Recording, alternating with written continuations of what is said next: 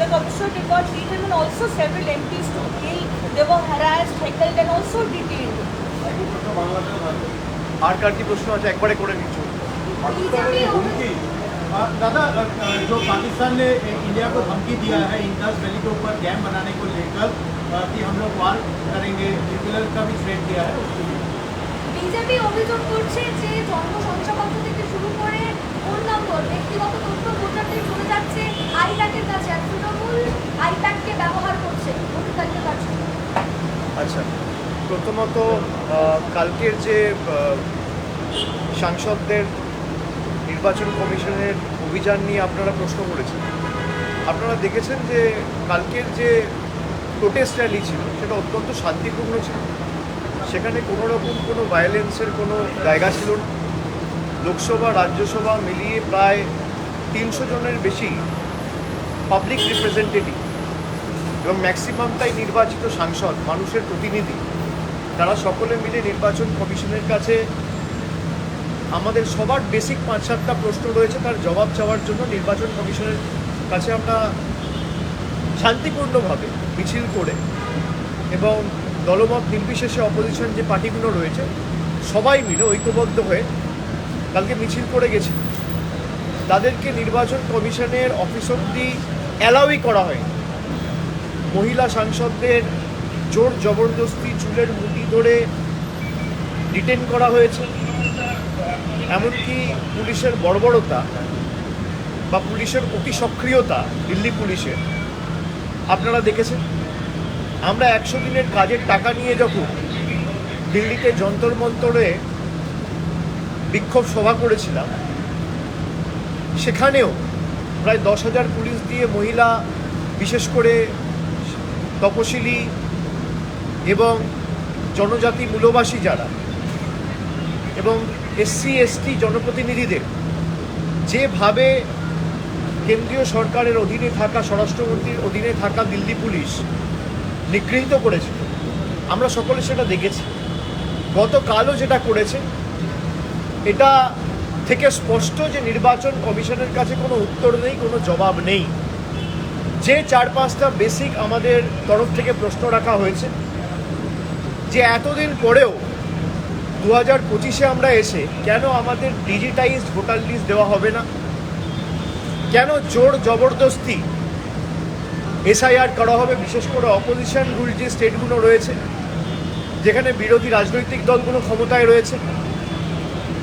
এবং আমি ইলেকশন কমিশনের কথা যদি ঠিক ধরেই নিই যে ভোটার লিস্ট বা ইলেকটোরাল রোলে অনিয়ম বা গরমিল রয়েছে, আমি তর্কের খাতিরে ধরে নিচ্ছি যে তারা ঠিক বলছে। তাহলে প্রথম ধাপ কি হওয়া উচিত, যে এই ইলেকটোরাল রোল বা এই ভোটার লিস্টের বেসিসে যারা নির্বাচিত হয়েছে এবং যে সদ্য সমাপ্ত 1 বছর আগেকার লোকসভা নির্বাচন এই ভোটার লিস্টের বেসিসে হয়েছে।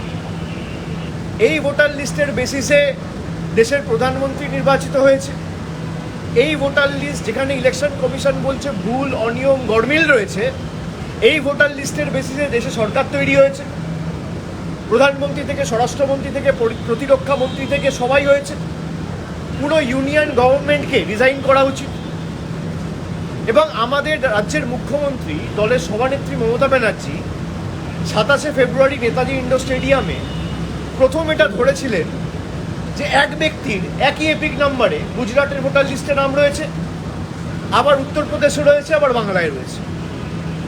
কংগ্রেসের তরফ থেকে যে সাংবাদিক বৈঠকটা করা হয়েছে সেখানে স্পষ্টত দেখানো হয়েছে যে একই ব্যক্তি একই দিনে একবার বারাণসীতে ভোট করছে, একবার কর্ণাটকায় গিয়ে ভোট করছে। একই এপিক নাম্বারে একই নামে 5 জন 7 জন 10 জন করে ভোটার 10টা আলাদা পোলিং স্টেশনে তিনি ভোটাধিকার প্রয়োগ করেছেন। আর এই ডেটা তো তৃণমূলের বা কংগ্রেসের নয় বা অন্য রাজনৈতিক দলের নয়, এটা নির্বাচন কমিশনের ডেটা। তো এই উত্তরগুলো কে দেবে? আর নির্বাচন কমিশনের উপর যদি প্রশ্ন ওঠে, বিজেপি ডিফেন্ড করবে কেন? বিজেপির দায় কি? নির্বাচন কমিশন তো নিরপেক্ষ।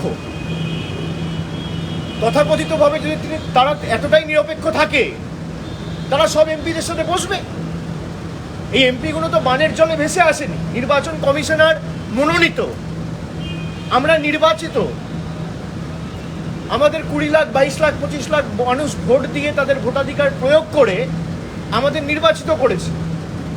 আর ইলেকশন কমিশনকে প্রতিনিধি করে সরকার পাঠিয়েছে তাদের হয়ে কাজ করার জন্য। যে কটা প্রতিষ্ঠান আছে সব কটা প্রতিষ্ঠানকে তাদের কৃতদাস এবং তল্পিবাহকে পরিণত করেছে এই বিজেপির সরকার।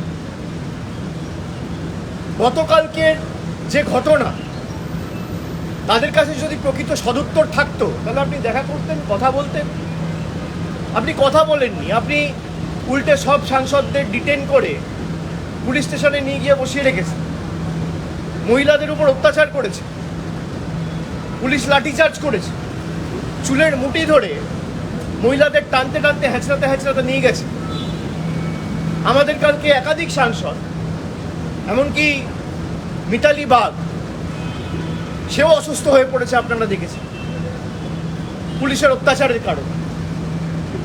জোর জবরদস্তি তারা দেশটাকে নিজেদের সম্পত্তি ভেবে সব প্রতিষ্ঠানগুলোকে নিজেদের রাজনৈতিক স্বার্থে কাজে লাগিয়ে এখন মানুষের ভোটাধিকারটুকুও কেড়ে নিতে চাইছে। আমরা এটা করতে দেবো না। কালকের যেটা দেখেছেন আপনারা, এটা সবে শুরু। আমি আগেও বলেছি, আবারও বলছি, যদি বাংলা থেকে একটা মানুষ যার ভোটার লিস্টে যে প্রকৃত ভোটার যদি তার নাম বাদ যায় এবং বিজেপি যদি ভাবে যে মানুষের ভোটাধিকার কেড়ে নিয়ে আমরা দেশটাকে আমাদের রাজনৈতিক সম্পদ হিসেবে ব্যবহার করব, আমরা যে ভাষায় বিজেপি বোঝে সেই ভাষায় আমরা জবাব দিতে জানি। বাংলার একটা মানুষের যদি ভোটাধিকার কাড়ে তাহলে 1 লক্ষ মানুষ নিয়ে নির্বাচন কমিশন ঘিরব। বিজেপির কোনো নেতা বাঁচাবে না। বিজেপি ভালো করে জানে যে বৈমাতৃসুলভ আচরণ বাংলার মানুষের প্রতি, বিশেষ করে গত 4 বছরে 4.5 বছরে নির্বাচনে হেরে যাওয়ার পর বাংলার মানুষের প্রতি তারা করেছে, টাকা বন্ধ থেকে শুরু করে বাংলার মানুষকে বিভিন্নভাবে ব্যঙ্গ বিদ্রুপ করে বাংলাদেশি বলা। বাংলার মানুষ যদি ভোটাধিকার প্রয়োগ করার সুযোগ পায়, এদের জামানত বাজেয়াপ্ত হবে। সুতরাং তারা আগে থেকে প্রস্তুতি নিচ্ছে। আমি ইলেকশন কমিশনকে বলবো যে সবাই বলছে আপনারা ভুল, বিরোধী পার্টি। আমি ধরে নিলাম তর্কের খাতিরে আপনারা ঠিক।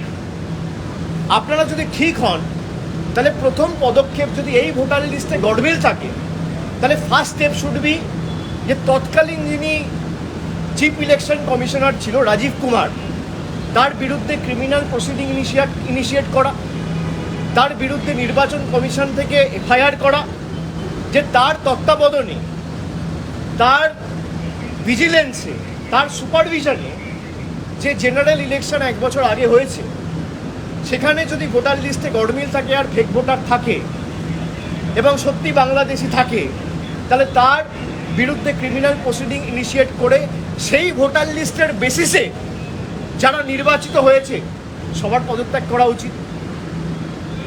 এবং তারা যদি পদত্যাগ করে তাহলে প্রধানমন্ত্রীর পদত্যাগ করা উচিত। এই ভোটার লিস্টের বেসিসেই প্রধানমন্ত্রী, স্বরাষ্ট্রমন্ত্রী নির্বাচিত হয়েছে। এই ভোটার লিস্টের বেসিসেই আগামী দিন উপরাষ্ট্রপতি বা রাষ্ট্রপতি সাংসদদের ভোটে নির্বাচিত হবে। তাহলে পুরোটাই যদি বেনিয়ম বা অনিয়ম বা ভেজাল বা কোনো ফেক নাম থেকে থাকে, তাহলে ফার্স্ট স্টেপ হিসেবে তারা রিজাইন করুক। সারা দেশের মানুষ এসআইআরকে স্বাগত জানাবে। আমি বলছি আপনারা যদি এসআইআর করতে চান, আপনাদের বক্তব্য কি? যে এই ইলেকটোরাল রোলে অনিয়ম রয়েছে, আমরা এসআইআর করতে চাই। আরে এই ইলেকটোরাল রোলের বেসিসেই তো 6 মাস আগে মহারাষ্ট্রে নির্বাচন হয়েছে, আপনার ঝাড়খণ্ডে নির্বাচন হয়েছে, আপনার হরিয়ানায় নির্বাচন হয়েছে। এই ইলেকটোরাল রোলের বেসিসেই তো 2-4টে রাজ্যে বিজেপি সরকার ক্ষমতায় এসছে 6 মাস আগে পর্যন্ত। এই ভোটার লিস্টের বেসিসেই তো কেন্দ্রে সরকার ক্ষমতায় এসছে, বিজেপি 240টা সিট পেয়েছে। তা যারা এই ভোটার লিস্টের বেসিসে নির্বাচন করে, আমি আমার কথাও বলছি, বিজেপি শুরু করুক না, আমরা সবাই ডিজাইন করুক, কোনো অসুবিধা নেই। লোকসভা ডিসলভ করে দেওয়া হোক, লোকসভা ডিসলভ করে সারা দেশে এসআইআর হোক, তারপর ফ্রেশ ইলেকশন হোক, কেউ তো বারণ করেনি। ভাই আপনি নির্বাচিত হয়েছেন, আপনার ভোটার লিস্টে গড়মিল নেই, আমি নির্বাচিত হয়েছি, আমার ভোটার লিস্টে গড়মিল রয়েছে। কি সুন্দর, এটা হতে পারে না। একই যাত্রায় পৃথক ফল, এটা হতে পারে না। আপনারা দৃষ্টান্ত স্থাপন করুন না।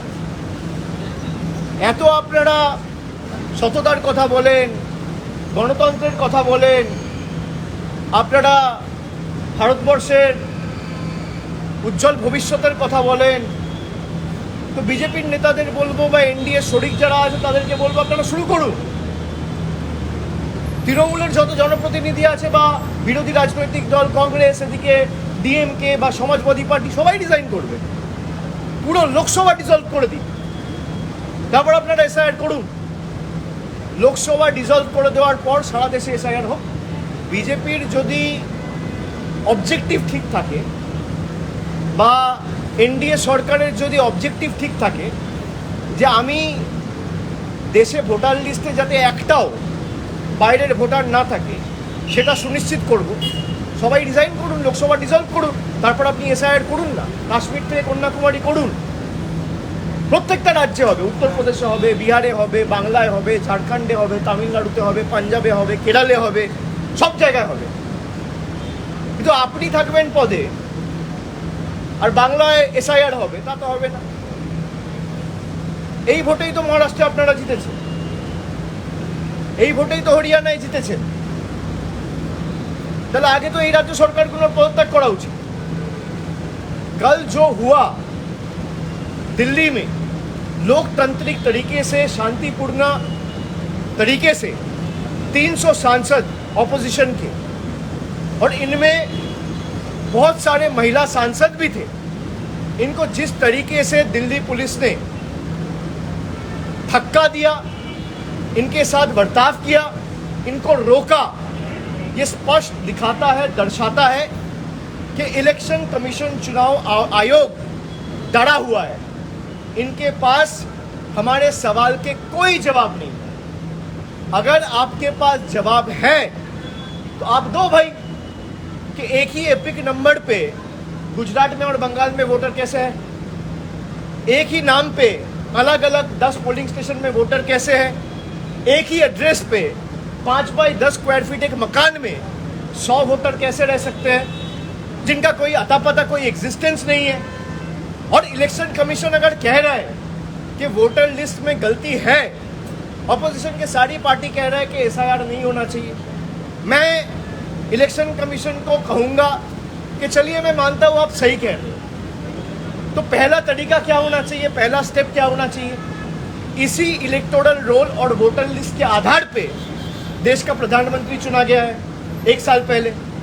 इसी वोटर लिस्ट और इलेक्टोरल रोल के आधार पर बीजेपी के 240 सांसद चुने गए हैं। इसी वोटर लिस्ट के आधार पे देश के गृह मंत्री चुने गए हैं। इसी वोटर लिस्ट के आधार पे देश के स्वास्थ्य मंत्री चुने गए हैं, रक्षा मंत्री चुने गए हैं।